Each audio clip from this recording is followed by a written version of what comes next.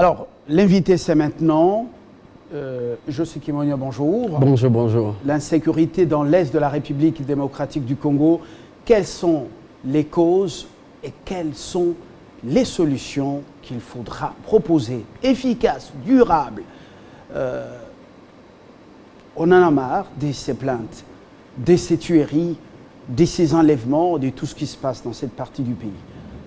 Alors, on commence par l'état des lieux. Vous en connaissez quelque chose? Comment est la situation, à votre humble avis? À mon humble avis, il faut regarder l'histoire. Il faut aller même à Kipa Vita. Vous voyez, il y avait une guerre de monarchie. Même la colonisation était bâtie sur des balances tribales. Vous voyez, même Mobutu, quand il se pointe, il prolonge cette notion de division du pouvoir avec les tribus. Il s'entoure bien des intellectuels du moment, mais il instaure un système que les chefs coutumiers doivent choisir les membres de la tribu pour aller dans les universités. Le pouvoir était soi-disant géopolitique. Et c'est à l'entrée de l'AFTLR qu'on a ouvert, c'est la boîte de Pandora qu'on ouvre de tous ces conflits qui existaient déjà entre les tribus. On sait déjà pendant Mobutu, durant de Mobutu, on avait des problèmes à l'Est. Mais avec l'AFTLR et surtout la division de la province du Kivu, ça ouvre les conflits, ce que j'appelle la boîte de Pandora. Aujourd'hui, on ne sait plus qui est monstre et qui n'est pas. Des fois, on utilise certains groupes armés pour neutraliser des autres. Des fois, on utilise certains groupes armés pour neutraliser les autres. Qui les utilise? Des fois, aujourd'hui, comme je peux vous dire, il y a une grande indication, la NDC. Il y a un groupe armé qui est avec la FRDC, qui est là, soi-disant, dans la mission de neutraliser les autres groupes armés. Une stratégie qui n'est pas à exclure. Ça a été dans l'histoire fait par d'autres grandes puissances. Même voilà, la CIA, la Mossad ont utilisé certains groupes armés. Et j'applaudis. Mais maintenant, le problème, c'est quoi? On l'utilise pour les guerres internes. Et on utilise, ça devient une connotation tribale. Oui, sur le tableau, c'est bien beau d'utiliser un groupe armé d'un autre ou utiliser certains, on voit aujourd'hui, certains commandants de milices qui signent un pacte, qui déposent des armes et qui deviennent officiers. On a créé un train, un cycle qui dit si tu es armé à l'Est, si tu es trop fort, on va venir négocier avec toi pour déposer les armes, mais on négocie seulement avec toi, alors tu es sous-lieutenant. Moi, je suis fondamentalement, on doit dire, je suis fondamentalement contre qu'on utilise un Congolais pour tuer un autre Congolais. Et de deux, ça vient d'être prouvé qu'on ne peut pas résoudre un problème social avec des cartouches. On doit changer. Alors, pas de munitions, pas de Kalachnikov, là où il faut utiliser l'économie et renforcer le social. Revenons quand même à ces quelques acteurs politiques à Kinshasa ou dans le Grand Kivu et les hommes d'affaires. Donc d'abord les acteurs, certains acteurs politiques, sans les nommer, sont dans le marchandage ou à la base de certains groupes armés, ils disent aux petits, Nazamba, nous on est là pour vous protéger, juste pour marchander des postes à Kinshasa. Oui, mais c'est ça la culture qu'on a arrêtée de l'AFTLR. Ça fait comme ça, après l'AFTLR, il y a la RCD, il y a tous ces mouvements qui disent pour venir à Kinshasa, pour être grand, il faut avoir certains groupes armés, il faut faire peur. Il y a une certaine culture à l'Est qui n'existe pas à l'Ouest. On peut se dire à l'Ouest, il y a une certaine culture d'inclusivité, peut-être démocratique, mais chez nous, c'est plus les muscles. Vous voyez, même pendant les élections, les résultats des élections, qui sont venus après les élections, comment ça s'est passé, c'est beaucoup plus les muscles que les idées de solutions. À tous les niveaux, c'était ça. On fait parler les muscles, mais plus les munitions pour donner la mort, pour massacrer, pour enlever.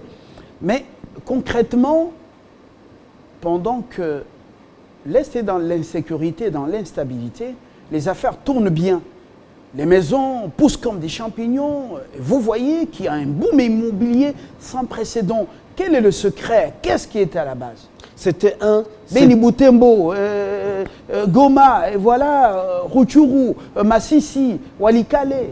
C'est le problème de comment on distribue la richesse entre le gouvernement central et provincial. Vous avez eu RCD qui était en soi une république qui collectait tout et qui en a fait certains opérateurs politiques qui sont devenus aussi opérateurs économiques. parce qu'ils allaient puiser à la source. Aujourd'hui, vous avez soi-disant la paix et tout l'argent va à Kinshasa. Maintenant, il y a la famine. Qu'est-ce que vous voulez que ça arrive? Il y a plein de maisons qui sont à Goma qui sont vides. Ce sont les produits de la guerre, mais aujourd'hui, il n'y a plus d'argent. Je connais bien des acteurs. Mais malgré ça, des maisons sont encore en train d'être construites. Je connais bien mon pays, comme le disait Thomas Louaka. Je connais bien le Congo. Alors, les affaires marchent bien. Il y a l'insécurité. Comment expliquer ça? Et vous allez croire que les affaires marchent bien. Vous connaissez le Congo, mais moi, je vous dis, je connais un peu le Congolais, surtout de l'Est. Ça semble que les affaires marchent bien, mais c'est un petit clic. Et c'est le résultat, vous avez, je peux nommer un parti politique comme l'UCP, qui avait la primeur, qui avait tous les sièges aux élections de 2011. Mais aujourd'hui, on se retrouve, c'est vraiment une minorité. Vous pouvez bien dire, il y a des gens à Kinshasa qui disent aux gens dans la forêt, restez, hein, vous allez être ma force, je veux vous utiliser pour faire un chantage. Mais même chez eux, ça ne marche plus. La formule, c'est devenu un système psychologique qui atteint tous les niveaux. Ça a commencé comme un système, un cycle de vie, mais maintenant, c'est même les faiseurs de feu. Hein, ils ne peuvent plus contrôler le feu qu'ils ont commencé. Le feu qui existe aujourd'hui brûle toute la brousse. Vous avez même à Béni, ça a commencé peut-être avec un groupe armé. Certains ont dit on va rendre le Nord Kivu ingouvernable. Mais même eux qui ont dit hier, ils ne peuvent même pas gouverner aujourd'hui. Ils sont la minorité, ils ne peuvent même pas faire des appels pour stopper le feu. C'est un feu qui a éclaté, qui est trop grand, que plus que n'importe quel Congolais aujourd'hui. Alors derrière la guerre asymétrique des FDLR, plutôt des FDLR, même des ADF, justement, on parle du trafic des organes humains. Un marché hyper important et qui rapporte gros. Avec des patrons dans des grandes capitales occidentales, ils n'attendent qu'on lui donne seulement la nouvelle. On a enlevé tel, on l'a tué, on a prélevé ceci de son corps. Est-ce que vous êtes au courant de cela? Ça, c'est vraiment, je veux dire, selon mon indication, selon mes informations, c'est seulement la queue. Hein? Ce sont les profiteurs. Il y a tellement de malaise, il y a tellement de mots. Tout ce que vous pouvez trouver comme mot existe là-bas. Le trafic d'armes, le trafic d'organes humains. Des organes humains. Même les ONG, c'est devenu une économie. Mais vous vous retrouvez avec une compagnie d'électricité qui bâtit un barrage et qui distribue. Ça veut dire tout le monde y trouve une certaine façon de trouver une opportunité, sauf le Congolais lui-même. Sauf le Congolais qui tue un autre Congolais. Et c'est ça le plus triste de cette histoire. Et je dis, aujourd'hui, on a vu le président qui avait dit, solution, il doit neutraliser les groupes armés à l'Est. Moi, j'avais applaudi, parce que moi, j'avais défini neutraliser les groupes armés à l'Est, c'est sur le plan socio-économique, pas avec les armes. Vous êtes déjà dans les solutions. Oui, le président n'a pas envoyé les armes. Non. L'armée fait son boulot, mais le président a proposé, une idée, une vision. Il ne faut pas lui faire pression pour qu'il entre déjà en action. Il est en train de s'y faire. Moi, je dis en tant que Congolais, je dis comme le chef de l'État, le président de la République et le président de tout Congolais, en tant que Congolais, je suis dans l'obligation de dire au président, regardez un peu, il y a une autre solution de gauche. Neutraliser les groupes armés, il faut les faire socio-économiques. Parce que Sokola 1, Sokola 2, Sokola 3, 4 a prouvé son inefficacité. Oui. Ça a été prouvé que l'armée n'a pas l'habilité, n'est pas construite pour résoudre le problème de l'Est. Parce que le problème de l'Est, ce n'est pas un problème seulement de sécurité. Il y a un cordon ombilical entre la pauvreté et la sécurité à l'Est. C'est question d'argent, c'est question du chômage. Il y a plein de jeunes qui vont dans des études à l'université, ils se retrouvent chefs de milice. Je peux vous en citer. Il y a un garçon qui était assistant dans les universités à Goma. Aujourd'hui, le chef d'une milice. Comment trouver ça? Ça veut dire c'est ça. On a un problème de chômage, on a un problème de paiement, on a un problème d'opportunité. L'opportunité qui se présente aux jeunes qui sont humiliés continuellement, c'est ça, la guerre, le trafic des organes humains. Tout ça, les influences, la géopolitique, ce sont les opportunités. Pourquoi vous reléguez, justement, on rentre dans les causes, pourquoi vous reléguez le trafic d'organes humains à la queue, comme le cadet des soucis, alors que les reins prélevés et d'autres organes rapportent 10 fois plus que les minéraux, 10 fois plus que les commerces d'autres choses. Parce que moi, ce n'est pas combien ça coûte. La vie, ça coûte la même chose. Le réseau est grand. Il est grand et il est fort. Il est fort, mais le coût d'une vie, d'une autre, c'est la même chose pour moi. Je m'en fous, à mon avis, de combien ça coûte un autre. Je dis un Congolais ou un autre qui meurt, c'est un Congolais qui meurt de trop. Et spécialement à l'Est, inutilement. Alors pourquoi quand on massacre dans l'Est, Congolais entre eux, ou bien les étrangers qui utilisent les Congolais, eh bien, ou qui le font, pourquoi la première réaction, c'est d'épaisser le corps, prélever des histoires? Pourquoi? Quand vous regardez le combien de corps qu'on a dépecés et combien de corps laissés dans la brousse en train de pourrir, c'est un petit pourcentage. Je peux vous dire ça, je peux vous garantir. Il faut aller à Beni Butembo pour comprendre. J'étais à Beni Butembo en janvier. Il y a le mouvement soi-disant, le mouvement, je vais même oublier le nom, qui attaquait, qui a coupé 7 personnes comme des vaches. Et pourquoi ils ont fait? Ils ont fait parce que chaque lundi, il faut que les gens sortent de les champs. Comme ça, en singe, ils viennent prendre ce qu'ils veulent des champs des gens. C'est une culture. Quand vous êtes à Beni, demandez chaque lundi, c'est comme une culture. Il faut éviter d'aller dans vos champs, revenez dans Beni central pour que les autres piquent ce qu'ils veulent dans leurs champs. Ils peuvent tout faire dans ce qu'ils veulent de vos richesses. Alors justement, nous sommes au niveau des solutions. Quelle solution durable, efficace? Le président, il a dit qu'il va combattre, justement, mais les détails ont été donnés. Vous dites que l'armée doit cesser d'utiliser la force, le gouvernement doit mettre des capitaux. Alors, comment vous développez cela? C'est quand même un peu flou. On dit que c'est un peu flou, mais la guerre aussi est un peu bizarre. Ça veut dire, moi, j'avais préconisé avant, je dis, on nous faut un plan Marshall. Et quand je parle de plan Marshall, c'est 3 points. Je dis, sur le plan politique, on sait que le problème de l'Est, c'est un peu tribal. Quand on a des petites contrées où 2 tribus se battent, le conflit peut être exagéré. Alors on doit répondre. Au lieu de la scission, on doit recoudre le Kivu en une province. Ça fait une certaine... C'est-à-dire quoi? Revenir à la province du Grand Kivu. Du Grand Kivu. Et vous allez avec chef-lieu Bukavu. Avec Bukavu. Ça va rebalancer. Quand vous avez une province où il y a deux tribus qui sont majoritaires, qui se battent, c'est beaucoup plus difficile de stopper la bagarre que quand vous avez un Grand Kivu où il y a une dizaine de tribus. Ils sont forcés de négocier. Alors, quel sera l'avantage de revenir au Grand Kivu alors qu'en ce moment, ici, certains coins du Nord Kivu réclament aussi une province 7 avec des objectifs apparemment ténébreux. Oui, vous avez vu, dans les années 60, il y a Adoula l'a fait. Pour neutraliser les groupes armés, il a divisé en provinces 7. Je crois qu'on avait 25 provinces. Mais pourquoi on est revenu encore à 10 ou 9 provinces ou régions sous Mobutu? Parce que dans les années 70, 60, ils avaient compris que c'est une mauvaise direction. Mais c'est comme si on oubliait l'histoire de la solution Adoula pour neutraliser les groupes armés. Il faut qu'on reprenne tous. Demain, si on coupe ces provinces en provinces 7, on va se retrouver, disons, le Grand Nord, soi-disant. Mais il y a déjà un conflit entre Beni, les ressortissants de Beni, et les ressortissants de Butembo. Ce sont des enjeux économiques.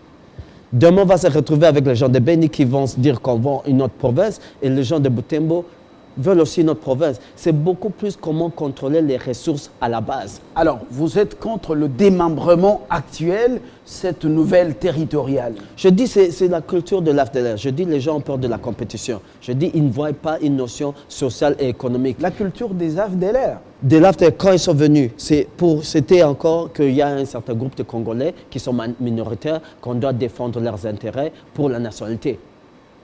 Et maintenant, aujourd'hui, tout le monde qui se sent laissé par l'État, il prend les armes. Il dit qu'il doit être protégé. C'est ça un peu la culture qu'on a eue de la guerre de 97, de l'entrée. Et les conséquences, on la comprend aujourd'hui. Moi, je dis non, il y a une nouvelle classe, il y a une nouvelle vague de jeunes qui sont acteurs sociaux, économiques, qui ne peuvent pas entrer dans le milieu politique. Dans votre plan dit Marshall, vous proposez premièrement qu'on revienne à l'ancienne province du Kivu, le Grand Kivu, et qu'on mette fin à cette histoire du Nord-Sud Kivu et de ce projet satanique d'une nouvelle province démembrée de l'actuelle province du Nord Kivu. Deuxième proposition, deuxième élément de votre plan. Sur le plan socio et politique, on doit créer une nouvelle zone. On peut réviser le code minier jusque pour cette partie.